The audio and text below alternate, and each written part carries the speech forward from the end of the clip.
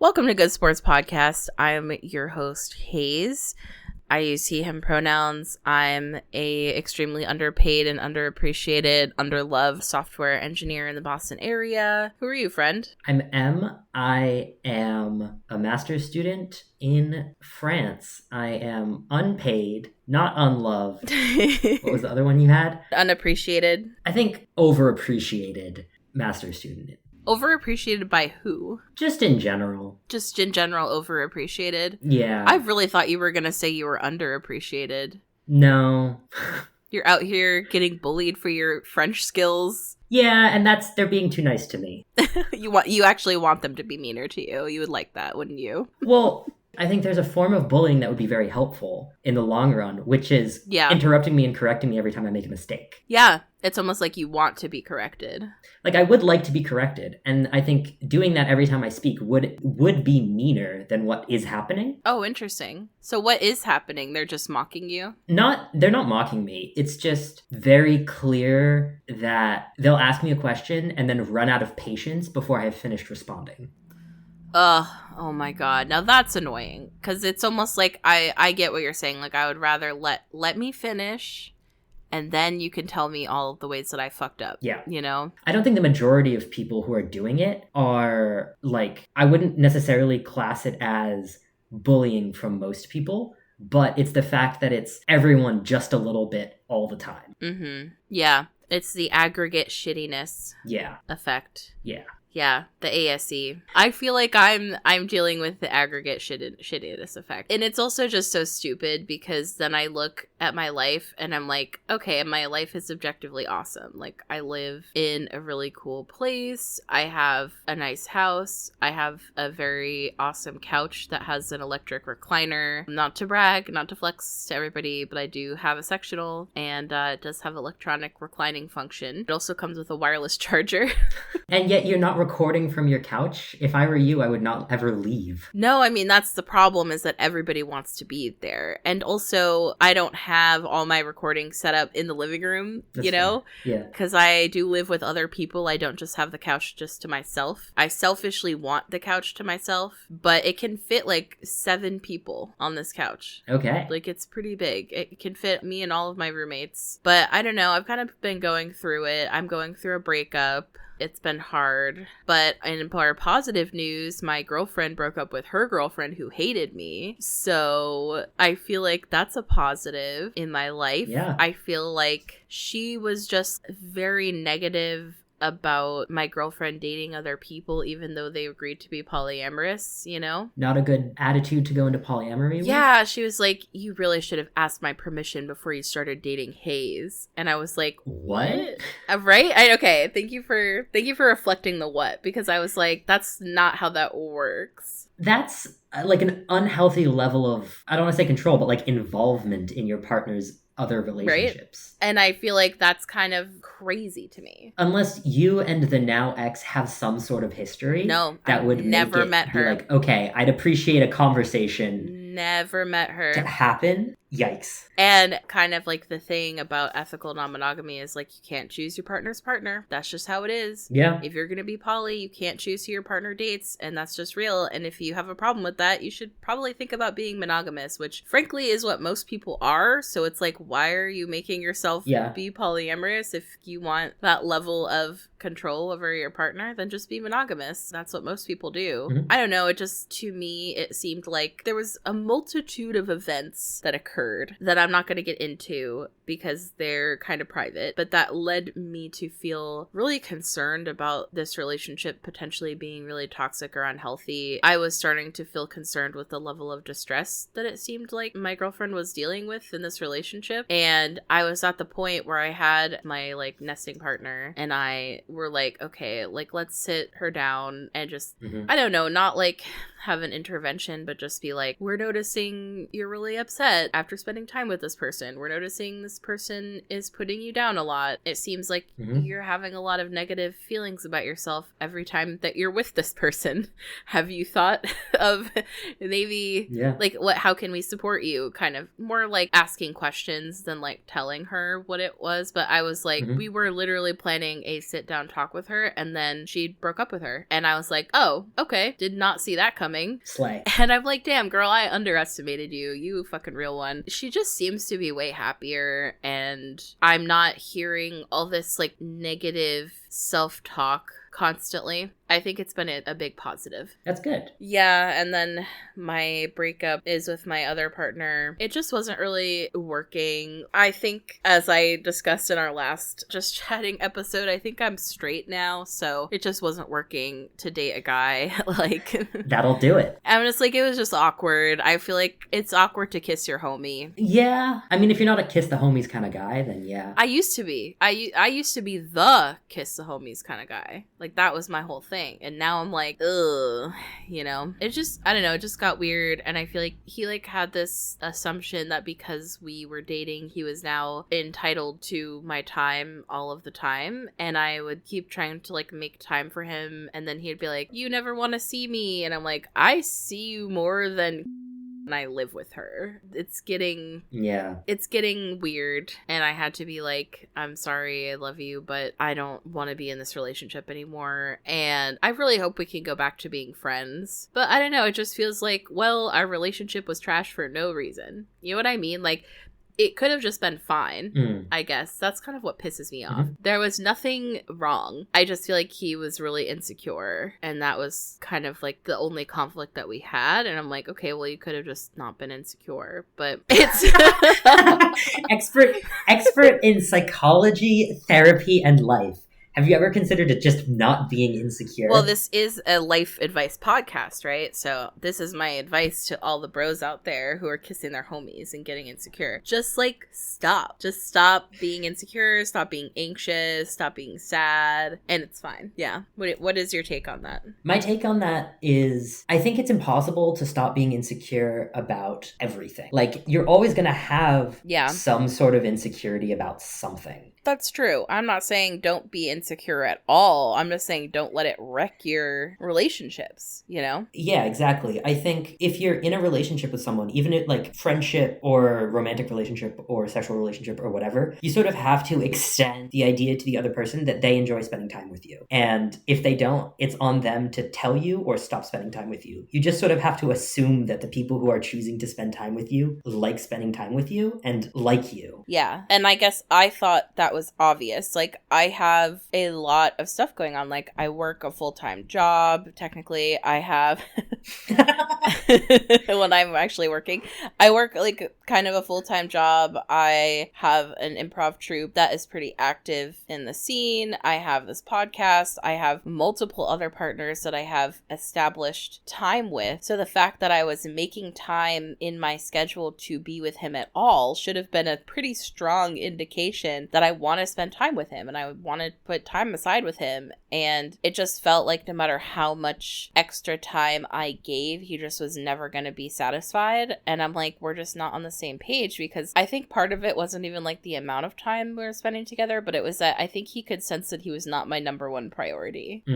And that was never going to be the case. I also wonder if with that, didn't he just move to the area? So kind of. He moved like 3 months ago, which is pretty recent, and we discussed at the time dating like when he moved up here, but I think we were both like, why don't we wait for you to get settled and make some more friends and maybe like date other people for a while and get settled up here. And he has another partner. Okay. He has friends, he has a job, he has his own life. Okay. And I guess I thought, okay, now that that is all settled, maybe you will feel more secure to start a relationship. And I guess maybe he just wasn't ready. Yeah, I was gonna say, because that definitely adds a dimension to it. Yeah. Of even though he has a life up there, it's still newer for him and he's still less stable in it. Yeah. And y'all's relationship, you've said, like friendship has been happening for years. 5 years, yeah. So, like, that does add a dimension to his situation, for sure. Yeah, I am hoping that we can salvage... I think we can salvage a friendship. I feel optimistic, because I feel like, I mean, he obviously was upset, but he took the breakup pretty well. I guess he was acknowledging and seeing the patterns that I was seeing, so it didn't feel like we were arguing or in conflict, really. Mm-hmm. So that was good. And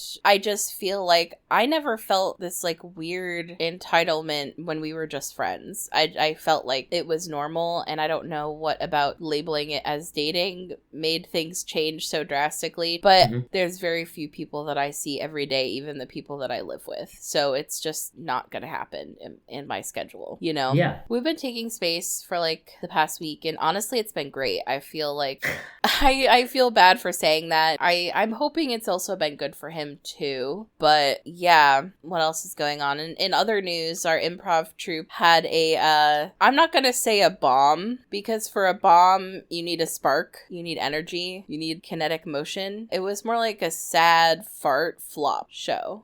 Very bold of you to come onto this podcast, talk about one of your closest friends, and then talk smack about the improv troupe as if you haven't alienated 80% of our audience.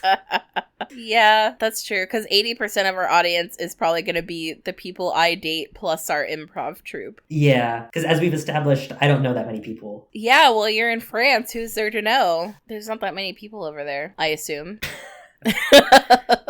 I mean, there's enough people and it's a big enough space that I don't live in a 20 minutes walk of anyone I go to class with. Ew. And it's a small enough place that I have regularly seen one of my most terrible professors on the metro and considered pushing him down the stairs on multiple occasions. Wait, okay, tell me why he's terrible. Is this the guy from California? No. He's fine. This guy's terrible. So all of my professors, none of them are French. We're pretty sure he's from Germany because his name is...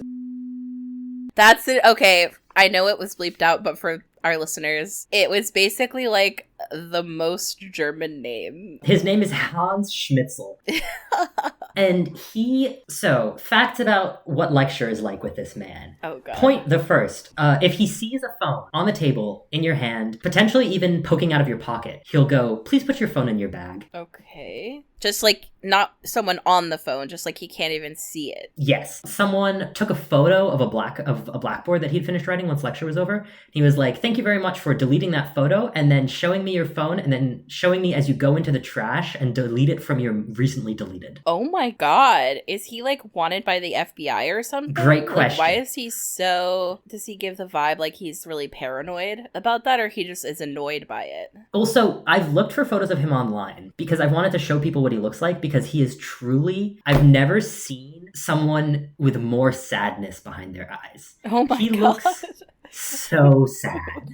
Aw, so I'm picturing like a puppy dog. His eyes are always like almost brimming over with tears, but not quite. Kind of. Oh my God. He's like in his 50s or 60s. He has the full like receded hairline, like the donut. Uh-huh. And he wears those like thin, wiry German glasses. You know the ones? With the really tiny lenses. Oh, okay. Actually, yes. Now that you, I don't know how I know this, but once you said with the tiny little lenses, I was like, oh, those glasses. Ew. And he speaks really quietly. You're not allowed on your phone. If he hears people whispering, he will ask you what you're whispering about in front of the class.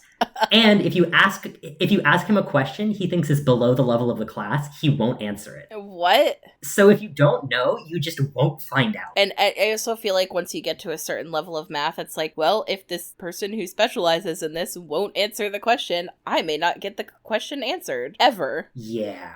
So the way that most classes are laid out, normally class is 3 hours, half lecture, half like student collaborative problem solving, students going up to the board, presenting answers, professors and other students asking them questions, critiquing them. Yeah. He never invites students up to the board. We all think it's because he's insecure about his French ability. So what it turns into is he has a 4-hour lecture once a week. So 4 hours of him up in front of the board, lecturing, and then in the second half, doing problems. 4 hours? Oh, God.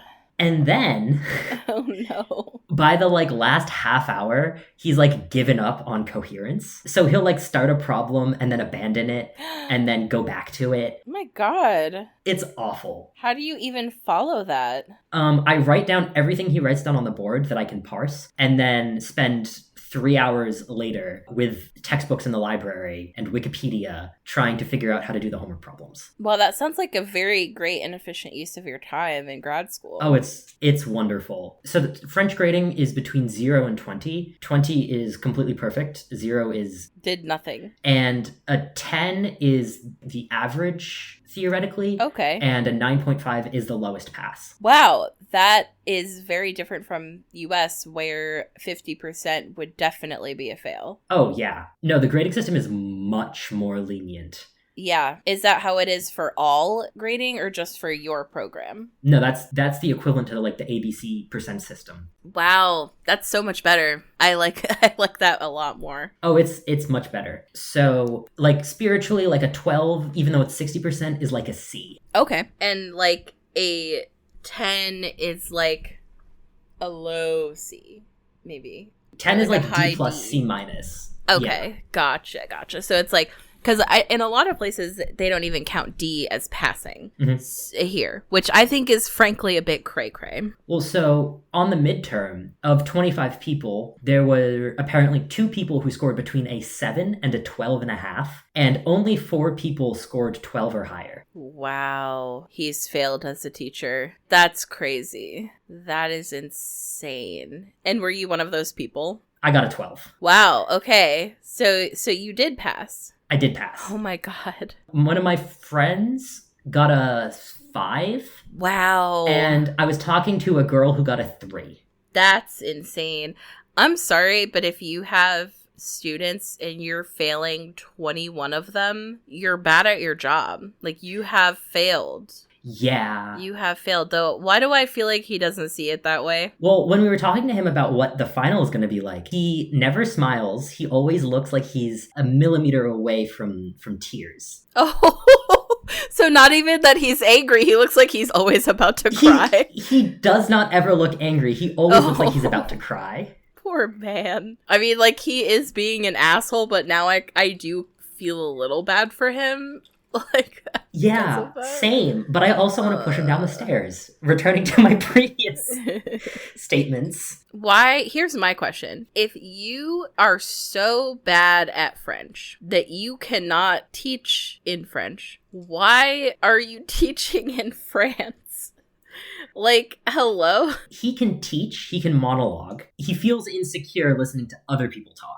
Weird. Yeah. Usually it's the opposite when it comes to languages. It's easier to listen than it is to speak out. Yes. However, it's specifically the speed with which young people speak that is the problem. Okay. It's really Gen Z's fault. This is kind of what I've been saying a lot recently.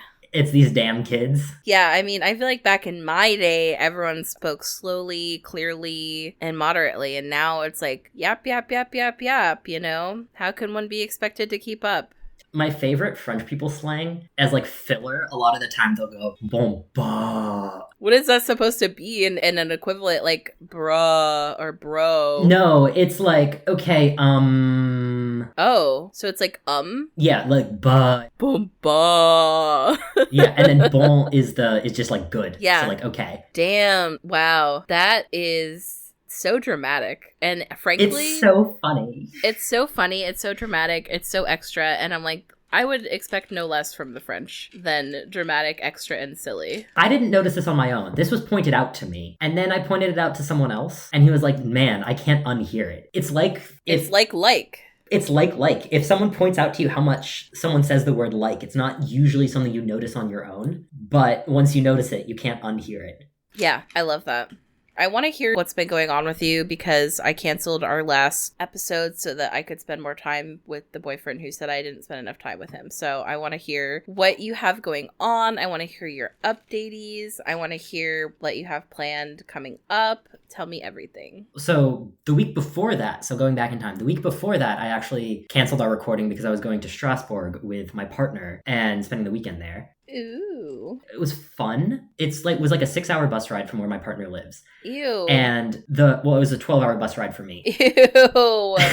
What the hell? The bus for him left at 2 a.m. And so he set an alarm for like 1 a.m. to sleep a little bit before the bus. Yeah. And then the alarm didn't go off. No. And he woke up in time to call a taxi and arrive like as the bus was about to leave, flag down the bus driver. Oh my God. And then the payment for his card wasn't taking. So the taxi driver like walked with him to the bus while they were trying to make his card work. Oh. And meanwhile, I was on the bus in the French countryside being like, well, if he doesn't get to Strasbourg, I don't have a place to go because the Airbnb is under his name. Oh my God.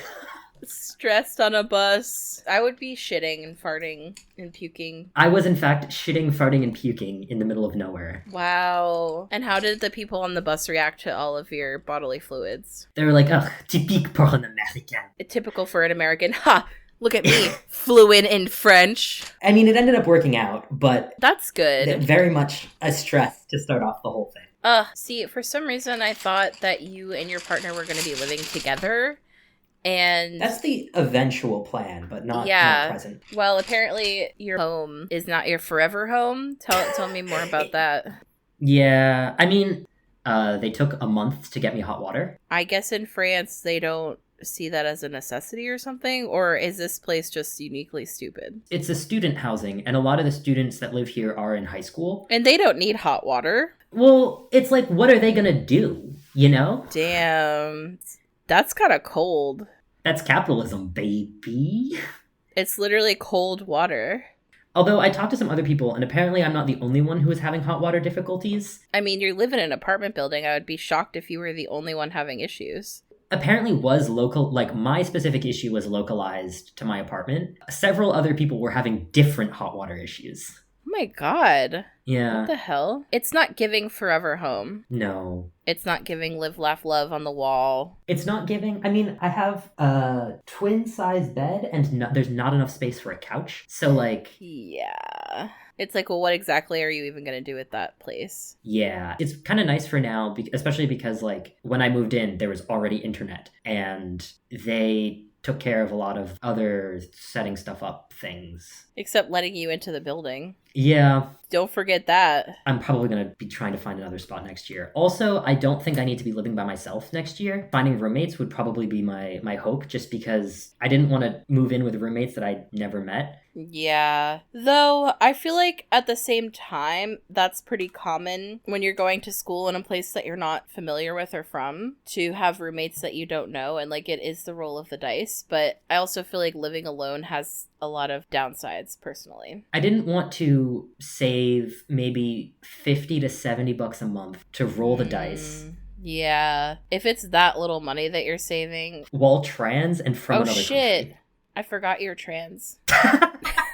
I'm just kidding. While having just bottles of testosterone. Just tell them you're juicing. I wouldn't look like me if I was juicing. If I'm juicing, I need to sort myself out, because someone who's juicing successfully would not be looking like me. We've already established on this podcast that you're jacked, so I don't know what you're talking about. Don't be so hard on yourself, bro. You're yoked up. I got teeny tiny legs, though. Well, that's because you keep skipping leg day. That has nothing to do with you being trans. You know, that's more of a personal failing.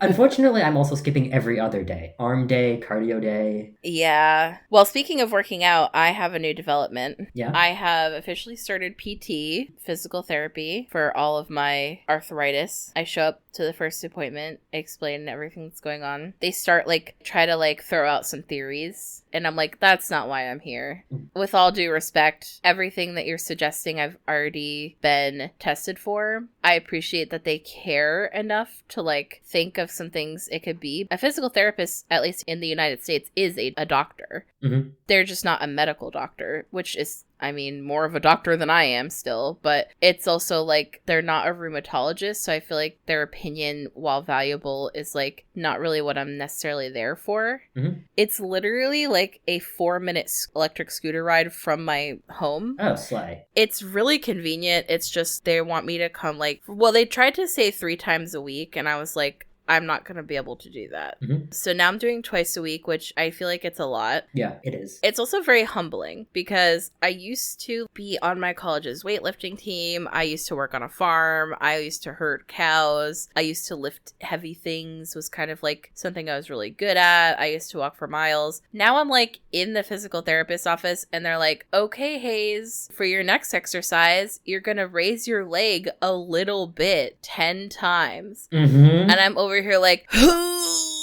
like my leg is like shaking with the effort of like raising it a little bit. And I'm like, wow, this is like kind of embarrassing actually. Is this your first time in PT for anything? I was in PT for a couple sessions before at my former workplace, but then shortly after I started treatment there, they fired me for having a disability.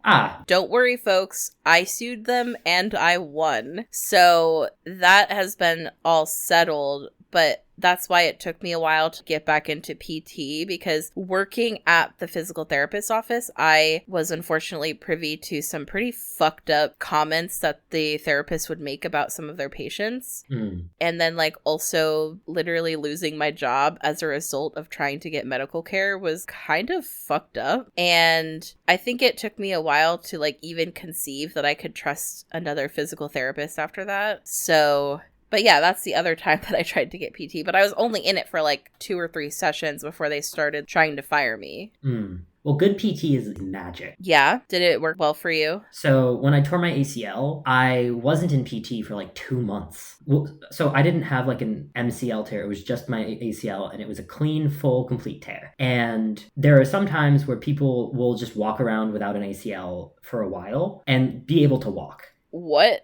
Because the ACL is just for stability. Damn. But that wasn't my case. I was on crutches. It was fully swollen to like twice its regular size for months and months before I got into PT. Wow. And like sticking with it for like a year did a lot. That's really encouraging. Sticking with it for a couple months before surgery, and then after surgery, it definitely did a lot. Okay, that's good to know because I have only been at it for a few weeks now. I'm also really bad at sticking with my exercises because frankly, I'm so exhausted by what they have me doing that I'm spending the next 2 days recovering from what I was doing at the PT appointment. And then by the time I feel like, okay, now I can do my exercises again, I'm back in the office doing the PT appointment. Tell them that. I do want to tell them that. I was going to tell them at the last session, but then there was an incident at the PT appointment where a mouse got loose and was squeaking and running everywhere. And everyone started freaking out and screaming. And then my physical therapist, who I come to for medical advice, gets up, stands on top of the table. Ha! Dog, it's a mouse. What's it gonna do to you? I don't know. Like, I was feeling anxious, but not because I was scared of the mouse. It was because I was worried that I would accidentally step on the mouse. It was being chased around. And it was so, like, clearly panicked. That I was like, oh, I'm gonna accidentally step on this thing. So that was a bit of a snafu, but I don't know, it's so unmanly to be like, you're telling me to lift my leg slightly too many times and it hurts. Okay, so be unmanly. But I'm always unmanly. I mean, look at me / listen to me / spend time with me. Okay, follow-up point. If you really care about being manly, the way to be able to lift your legs more in the long run is to be honest about your needs now so they can accommodate you. You're making points. You're making points. Many such cases. You're definitely saying things. You're saying words to me, and I'm hearing them, and I'm absorbing them. I'm imbibing them. I'll think about it. Yeah, I'll definitely think about it. I feel like I have this problem where it's like the more activity I do, the worse that I feel. Like it causes extra inflammation, which, because that is not the quote unquote typical reaction for a rheumatological condition, I feel like a lot of people I've talked to don't get that. Mm. I don't know why it is like that, but I think for a lot of people, it's like they wake up in the morning, they're really stiff, it's hard to move, and as they move throughout the day, it gets better, like the pain decreases. For me, when I wake up in the morning, that is the best that I feel. And then as the day goes on, the more I move, the more stiff I get and the more inflammation I'm feeling. They're like, yeah, just push through. And I'm like, okay, but I'm like, I know my body and I know it's going to make it worse. So I don't know what the goal of the PT you're doing is, but something that was very much the goal of the PT I was doing was like, I hadn't walked on my leg for several months, so they needed to build muscle. So even though the exercise was just like put weight on it and then lift it 4 to 5 times, 6 times or whatever, and that doesn't feel like working out, you do end up needing more protein and needing more That's true. Stuff like that. So even though it won't necessarily help with the inflammation, it might help with like energy level if you're making sure to get enough protein in your diet. That's a great point. That's a great point, actually. Because you are, even though it like doesn't feel like manly exercise or whatever, you are exercising. I didn't necessarily think of that. I have been trying to work on my protein. I recently got one of these from Costco, not sponsored. I'm not even going to say the name of it. It is a sparkling protein water. It is blue raspberry lemonade flavored. Is it good? Is it good? The pause is making me believe no. I don't know. I guess it really depends on what you define as good. I, as someone who is diabetic, I'm pretty used to the taste of like artificial sweetener. So to me, it's almost a little too sweet. It could be less sweet, but I prefer it to the alternative protein, which is a fucking milkshake. Yeah. I just don't like that, and I especially don't like it in the morning. Like, I don't wake up in the morning and immediately crave, like, a thick chocolate milkshake. What I typically do for protein is chickpeas. I eat so many. It's ridiculous. I eat, like, 3 cans of chickpeas in 3 days if I'm deciding that I am wanting protein. That's good to know. I think I want to start getting into canning, and I want to can beans. Okay. You do know they sell canned beans, though, right? No, I know, but I'm trying to save money and, like, be a prepper. We have this now huge basement space that can be used for storage. And I'm like, what if we just have a little prepper station down there? Because I don't know what's going to happen. Yeah. In any way. I just don't know what's going to happen. So I'm like, what if I get into canning as a hobby? Wouldn't that be cute? Yeah. So, great news, everybody. We may be having a repeat guest on the podcast soon. Return of Tubby Custard. Potentially return of Tubby Custard. Molly is coming to visit me. I'm going to confront Molly about her letter. For those who don't know, Molly and I became pen pals, and she sent me a letter. So I was planning, I had already actually written her a letter to send, and the letter was like, today I went to the post office, and then I went to H Mart. Anyway, hope you're enjoying the ship. And that was like the letter. And then before I could send it, I get a letter from her, and it's like, here I am, unmoored on an endless sea, staring out into the abyss. And it was like so well written and so poetic, and like, I guess reminded me of like when people actually used to put effort into letters, like basically the 1800s. And it was written in cursive, so I also couldn't read it. So basically the whole thing made me feel like an uneducated swine. I like had to like go to my friend and be like, can you help me read this letter? I can only read like 20% of it because it's written in cursive. So I had to scrap my original letter and try to make something a little bit more coherent and interesting. I still don't think I succeeded. And now that I'm learning that she's going to be in France, I don't think that my letter is going to make it to her before she goes to France. How long does it take to send a letter to France? Maybe I'll just like send it to France. I don't know. I have not, speaking of mailing things, I have postcards for my family that I've been trying to mail. Oh. Because of the tariffs, like there's a lot of restrictions now around mail coming from France to the US. I don't know anything about the reverse. A lot of the like automatic, just weigh your package, pay for postage, bingo bango, don't take any mail to the US anymore. So I have no idea. Whoa. So I would need to like wait in line and talk to people and stuff like that. 7 to 21 business days. That is crazy. Yeah. So I think I should just mail it to her directly, and she'll just get it when she comes back. Because if I mail it to France, it might not make it there before she leaves. Yeah. I'm trying to be more manly recently. Okay. What is underlying this desire? Entering your toxic masculinity era? You're asking a trans man why I want to be a man? No. I'm asking you why you're putting in effort to be perceived as more manly. Okay. Like, what's the motivating desire? Is it internal, or is it, if you want to get into it, like, what is the way that looks like for you?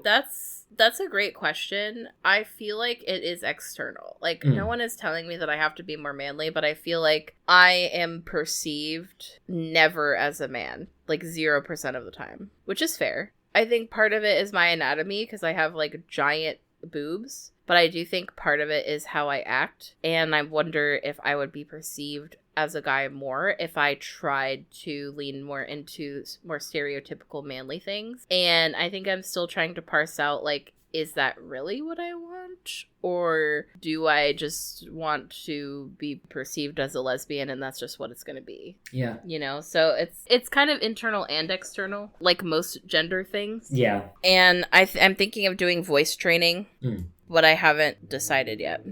Because I feel like I could talk in a much lower register, and I just don't, because that's not how I'm used to talking. Experience this? I didn't change where in my voice I talk, really, when testosterone happened. Like, when my voice dropped. The thing that really happened is, like, I stopped being able to speak higher because my voice would be cracking so much. It would be like, okay, the upper range of the point where I was speaking got too high. And so I just sort of shifted down, but there was still a big overlap with the part of my voice that I was speaking with before. Like, my voice got deeper, but I don't feel like I'm producing the sounds in a different way. Interesting. Okay, because I feel like I still have full access to my upper range. It doesn't feel hard or uncomfortable to talk in the same way that I talked before. I think I had a different context with my voice, like, before testosterone than you did, because one of my core memories is being 13 on the train to an internship, literally on WikiHow on my phone, reading an article titled "How to Pass as a Man" and hiding the screen from my mother. Oh, God. I, like, think I might have done voice training on myself very young. Yeah. And so didn't experience anything needing to happen when I started T. Gotcha. Okay, so you were doing voice training kind of even before you were on T, basically. Yeah. I mean, I was doing everything I could before I was on T. Okay, that makes sense. And I also feel like part of it is because I am a singer. And so it's really important that I keep my access to my upper range available. I mean, it's very important to me. And so I guess I just thought it would happen naturally. Like you were saying, I guess I just thought I would take T and then all of a sudden my voice would be lower and I wouldn't have to do anything. And that doesn't seem to be happening. But also, it's definitely also my fault because I don't necessarily take it as prescribed. Are you skipping days or are you underdosing? I'm skipping days. So then it's like, okay, then why are you complaining that you're not seeing the effects? Well, that might also be causing some of your energy difficulties. Interesting. Okay, tell me more about that. Any hormone weirdness can cause energy issues. One of the things that happens, and I don't know what it looks like if you have, like, always been skipping doses, but I know for me, so one of the things that happens if you start taking testosterone as someone whose endocrine system primarily produces estrogen is it will eventually stop producing as much estrogen. And so if you start missing testosterone, you're just going to be wandering around with very little sex hormones, which is a recipe for having no energy. Interesting. Until your body starts making estrogen on its own again. Which I don't necessarily want. Right. Honestly, if it's something you'd be open to, I personally have always been doing injections, and it's just once a week. Yeah. And it's a pain in the ass, but it's just once a week. That's true. I just feel like with the gel, I have a little bit more control over it. And also, when I got my T levels checked, my doctor was like, they're within range, like they're coming up nicely. So I was like, okay, so I'm not totally fucking up my endocrine system by doing this. So I was like, okay. There's a difference between they're in range at the time when they're checked and they're consistently in range. Yeah, that's probably a good point. I'm fully so bad at doing my shot on time, but like for me, once I do my shot, I have like 6 to 7 days of like good consistent energy and like not feeling any hormone issues. And then once I hit over the week point, I'm getting the exhaustion. Interesting. It causes exhaustion. Yeah. For you. Yes. That's interesting. Yeah, I do wonder if that could be something I'm experiencing, because I've also been really struggling with controlling my period. It's causing a lot of problems for me. Consistency with hormones will help. Will probably help. Not a guarantee. That's good to know, because I'm on continuous birth control. And for me, I'm like, why is this not stopping my period? That's your one and only job. At least, I mean, well, I guess my main job is birth control.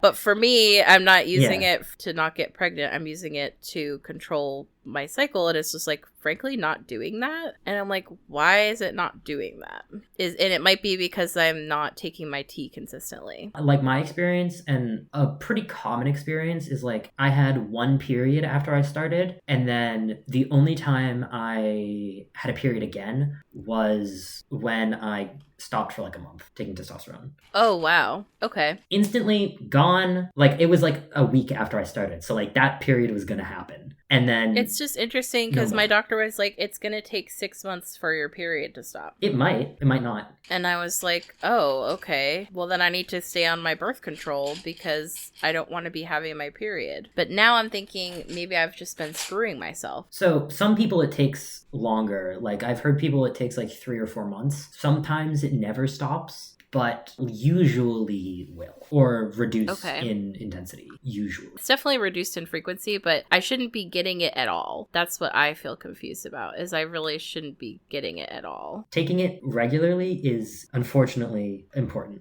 It's just hard for me to do anything regularly, if I'm being real. There's, I think, an implant, too, that they'll, like, put in your butt, and it'll, like...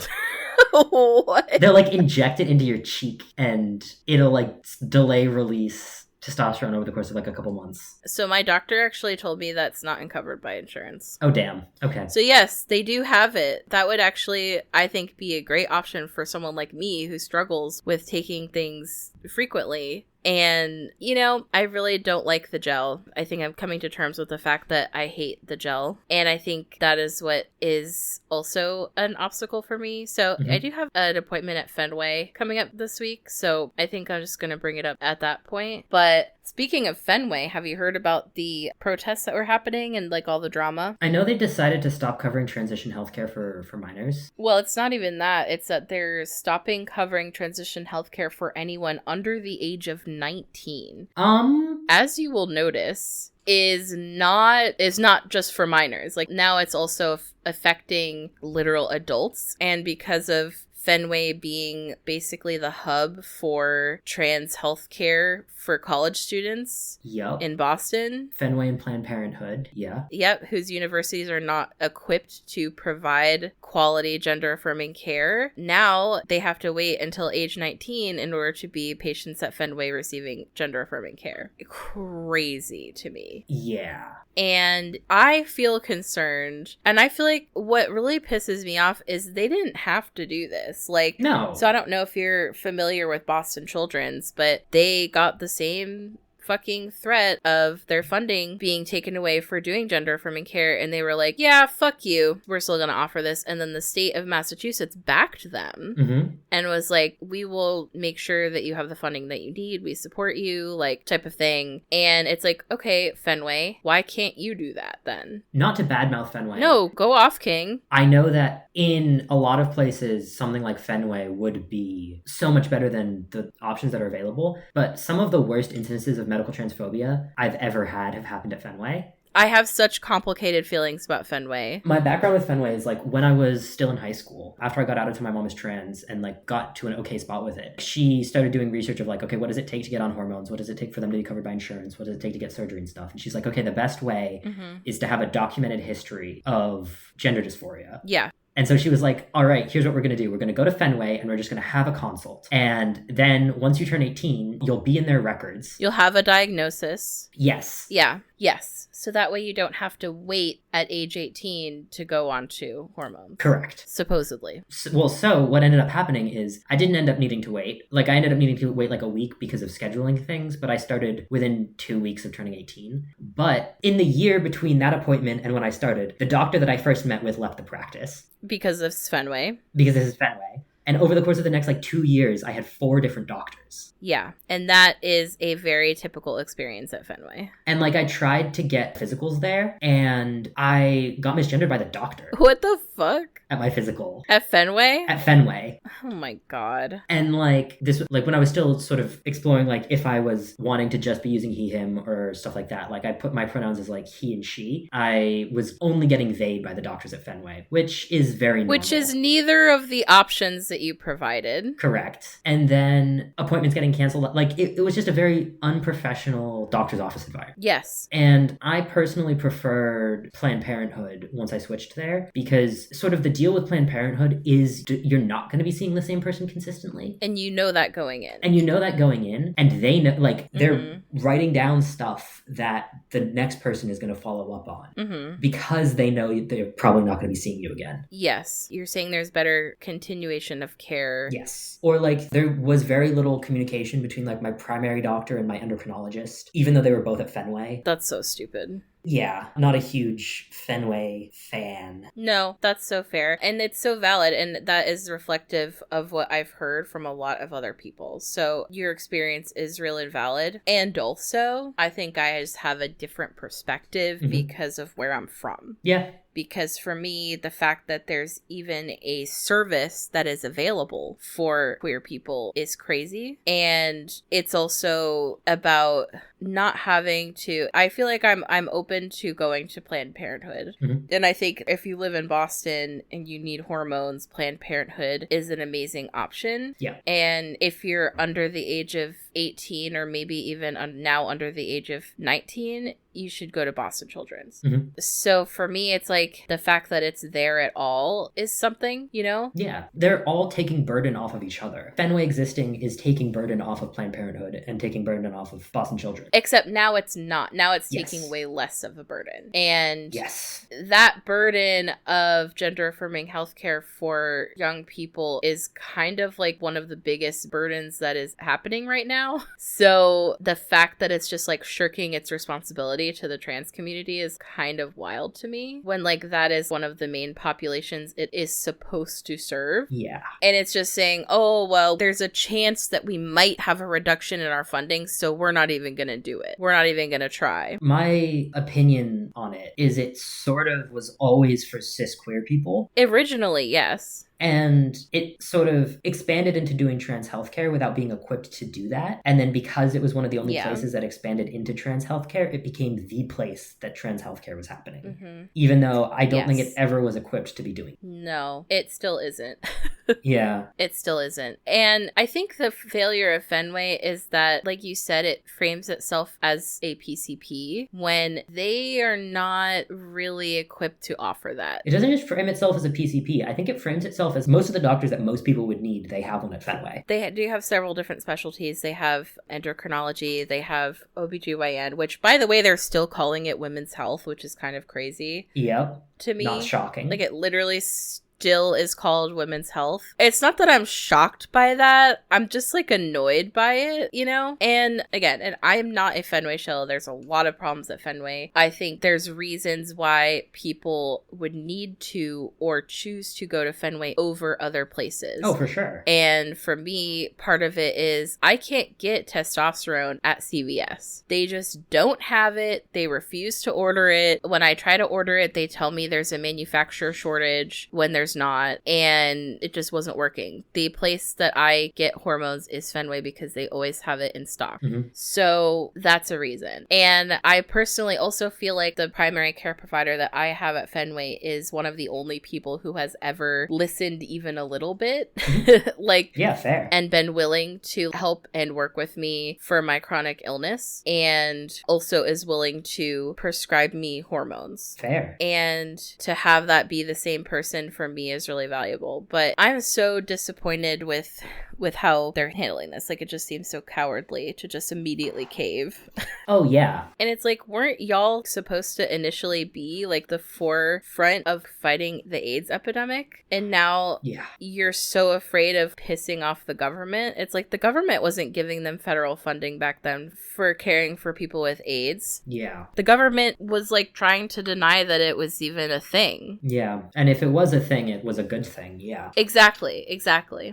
So it just seems to have really fallen off, I guess. Yeah. And we also had the No Kings protest here yesterday, which I heard was very well attended. How are things for you just being in France and kind of being a little bit more removed from it all? So if you want a palate cleanser of something crazy that happened in French politics. I do. Okay, so the way the French government works is there's a president and then there's a Congress. Yeah, that sounds familiar. The president appoints a prime minister who's sort of like the head of Congress. Interesting. Is my understanding. That's weird. And Congress has to, the National Assembly, not Congress, but the National Assembly, Congress, basically can at any point decide that they want to do a no confidence vote and oust the prime minister.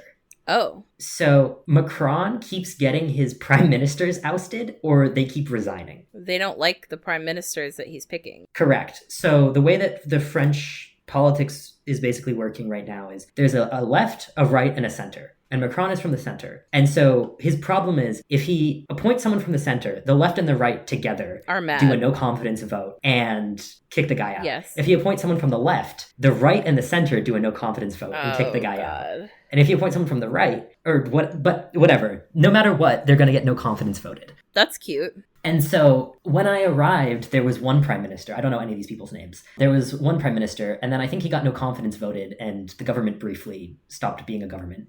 And then Macron appointed a new guy who, after he officially accepted the post, resigned 12 hours later. Wait, why? He decided it simply was not for him. And then Macron reappointed him the next day. What? Even though he was like, yeah, man, I don't want to do this. And he was like, you were doing it. I think his name's like Sebastian. He really said, Sebastian, get your ass back in here. This is your circus. These are your monkeys. Wow. And what happened after that? I think he's the prime minister. Wow. He's like, I can't escape no matter how hard I try being the prime minister of France. Yeah. What the hell is going on in France, man? It's weird. Yeah. Well, Macron is pretty universally unpopular. Really? Yes. I did not know that. One of his big policy pushes is he's trying to raise the retirement age. Oh, I've heard of. I know people hate that. Well, yeah, obviously. And I heard there was like a bunch of protests about that. Oh, yeah. Is that still going on? I think he's backed off on it because it is one of his most unpopular proposals. And yet it sounds like he keeps trying to do it again. Yes. Jesus. Correct. Do you have a sense of like why he keeps trying to do it even though everybody hates it and nobody likes it? Good for the economy to have a larger workforce. Yeah. Okay, sure, I guess. I feel like it doesn't matter because if people really hate it. I mean, it's France. You can't make them. You know what I mean? They're like known as the people who protest all the time. Like, you can't force it on them. So my general understanding of the current situation with the right is the person who ran for president twice, her father was a literal Nazi. And is she like running again? She got banned from running for president. Great. Because of corruption, like finance law violation. Jesus Christ. How Macron keeps winning.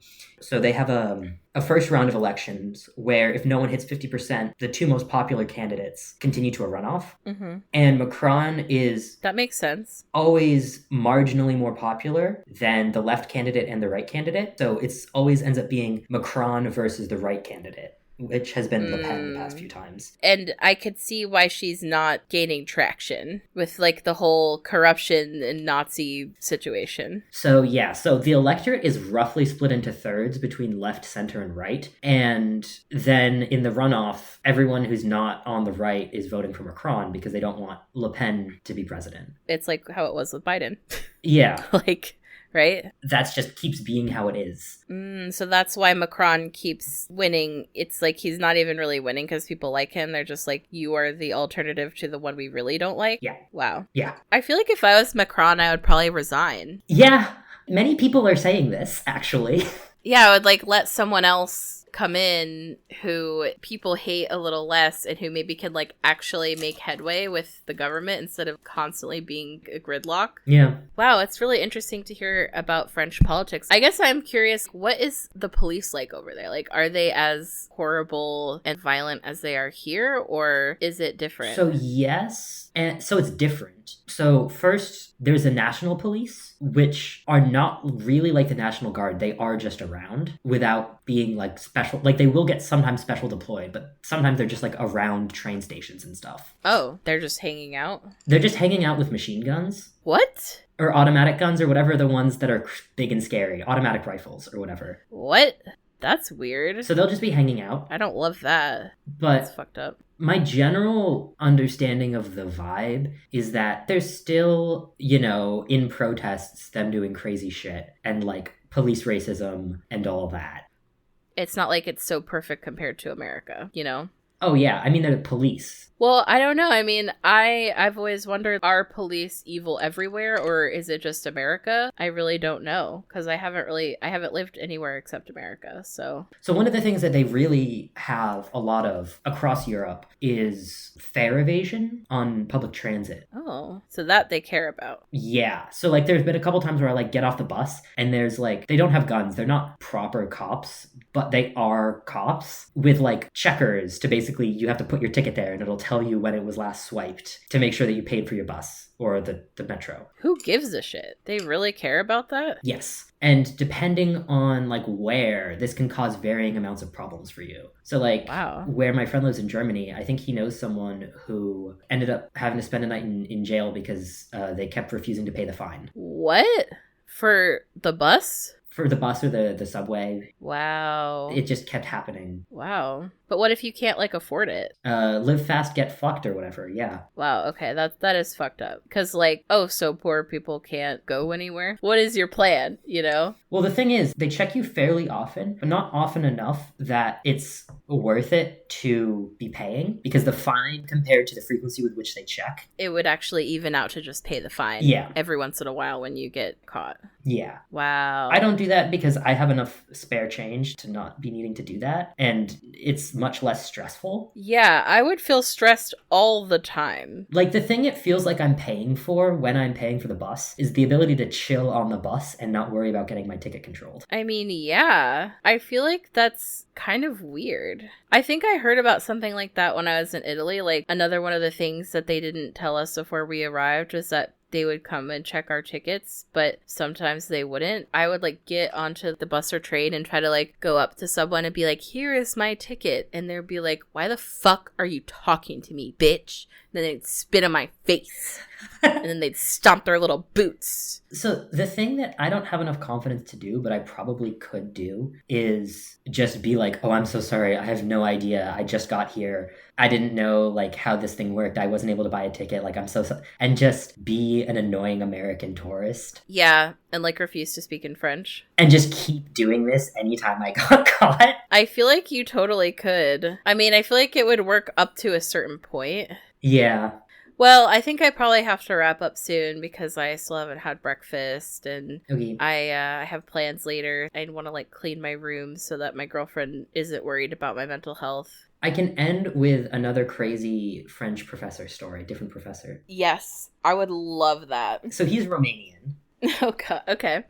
I don't know why I laughed. Like, that was funny. He speaks pretty good French. He's very enthusiastic and emphatic. And sometimes he'll go on these tangents about, like, different work ethics in, like, comparing Romania and France and the US and whatever.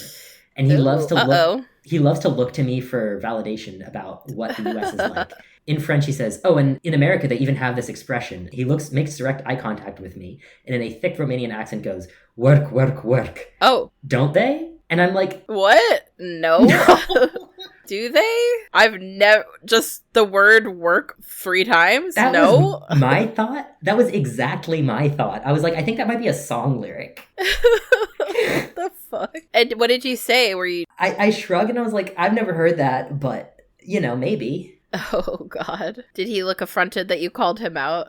No. Or he didn't care, he just kept launching? He just kept going. But he does love to be like, and in America, they use this notation. And then look at me and go, right? And I go, I don't know. I didn't learn this in the US. That's why I'm here now. That's so funny. Has he, been to the United States? Is that why he probably is saying all of this? Or? He has a coworker who he's pretty close friends with who moved from the US a few years ago. Mm-hmm. Because the coworker in the US, he realized he, on a professor's salary, couldn't afford to put his 3 kids through university. Oh, yeah. 3 kids? I don't even know if you could necessarily put 1 kid through unless you're getting, free tuition from where you work. Right. And so he moved, I think he was at, a pretty prestigious university, and so he moved to France about it. Moved to France about it? Yeah. I mean, lots of people move into France about it. Including me. I will catch you next week. As for me... I am gonna continue keeping it real. Okay. That's my plan for the week. My plan for the week is some exams, so I guess I'll be keeping it complex. I hope that you serve. I hope you serve I hope King. You serve math realness. Serve math realness. Topology slay. Are you studying topology? I literally don't even know. Technically, yes, but only in that it's relevant for all 3 of my classes. Okay. None of them are actually topology classes. Interesting. It just assumes you have an intense working knowledge of topology, which I barely do. It sounds like that assumption is not helpful. No. Oh, God. Shout out to Boston Public Library, where neither of us is recording there. But shout out to them regardless. You should check out books from there and stuff. All right, we'll catch you guys next week. Bye. Bye. Thank you for listening to Good Sports Podcast. I've been Hayes. And I've been Em, and this has continued to not be a sports podcast. Remember to follow us on Tumblr at goodsportspodcast.tumblr.com. Our asks are open, so drop your opinions, and you may be featured on a future episode. Our podcast art was done by Ellis. You can follow them on Instagram at digitalfuture.cat. Love us, hate us, let us know by leaving a review and rating us 5 stars on your podcast app of choice. And remember to always be a good sport. Good Sports Podcast, where everything is gonna be alright.